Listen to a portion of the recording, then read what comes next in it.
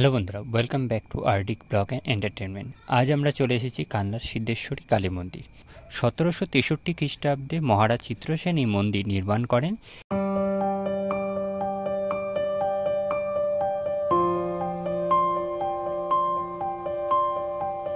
মন্দিরের পাদভূমিতে 5টি সিঁড়ি আছে, তারপর আছে চারণ এবং এরপর 9টি সিঁড়ি সরাসরি মূল মন্দিরে মিলিত হয়েছে।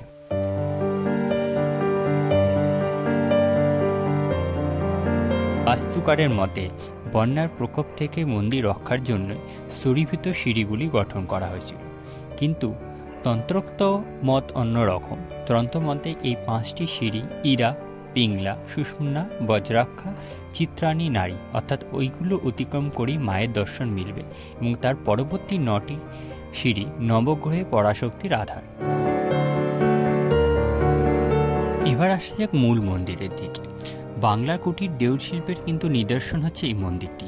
মন্দিরের গায়ে পোড়ামাটির কাজ, নগর কীর্তনের ছবি, যা বৈষ্ণব এবং শাক্ত ধর্মের মিলনকে বোঝায়।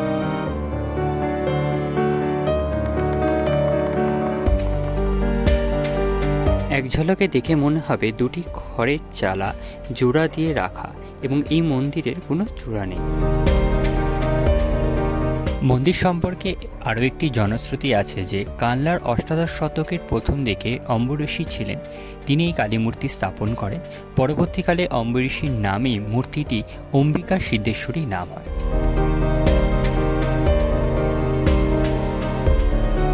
সিদ্ধেশ্বরী কালী মূর্তিটি উচ্চতায় 4.5 ফুট থেকে 5 ফুট, নিম কাঠের তৈরি। দেবী এখানে বামাকালী, দেবী দণ্ডায়মান ভয়ঙ্করী রূপে, শিব এখানে সবরূপী। দেবীর বাম হস্তে খড়গ এবং নরমুণ্ড ধারণকারী। দেবীর নিত্য পুজো হয়, ভোগে মাছ দিতে হয় প্রতিদিনই। যেদিন মাছ ভোগ না হয় সেদিন অন্নভোগ হয় না, সেদিন লুচি এবং ময়দার ভোগ দেওয়া হয়। সারা বছর দেবীকে দর্শন করা গেলেও শুধুমাত্র কোজাগরী পূর্ণিমার পরে কৃষ্ণা পঞ্চমী থেকে কৃষ্ণা ত্রয়োদশী পর্যন্ত দিগম্বর থাকে বলে মন্দিরের দরজা বন্ধ থাকে। আগে এখানে বলি দেওয়া হতো বলে এখানে বলির কাঠটি প্রাঙ্গণরা কিন্তু এখনও রেখে দেওয়া হয়েছে। মন্দির প্রাঙ্গণের ডান দিকে মিলবে 5টি শিব মন্দির এবং প্রতিটি একটি করে শিবলিঙ্গ রাখা রয়েছে এবং এই মন্দিরগুলোতে খুব সুন্দরভাবে কাজ করা কিন্তু রয়েছে। মন্দিরটি প্রতিদিন সকাল 7টা 30 থেকে দুপুর 12টা 30 এবং বিকেল 4টে 30 থেকে সন্ধ্যে 7টা 30 পর্যন্ত খোলা থাকে।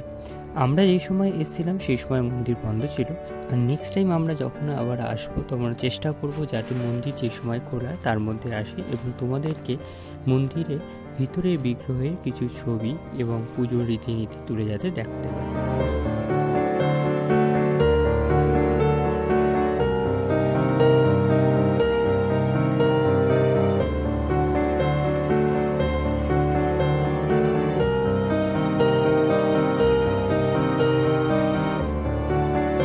মূল মন্দিরের ঠিক ডান দিকে একটি তুলসী মঞ্চপও কিন্তু রয়েছে। তো আজকের মতন এই পর্যন্তই, দেখা হবে আবার পরের ভিডিওতে। ভিডিওটা ভালো লাগলে লাইক, কমেন্ট ও শেয়ার করে দিও। চ্যানেলে নতুন হয়ে থাকলে চ্যানেলটা অবশ্যই সাবস্ক্রাইব করে নিও। ভিডিও সম্পর্কে কোনো কোয়ারি থাকলে অবশ্যই তোমরা কমেন্ট করিয়ে জানাবে।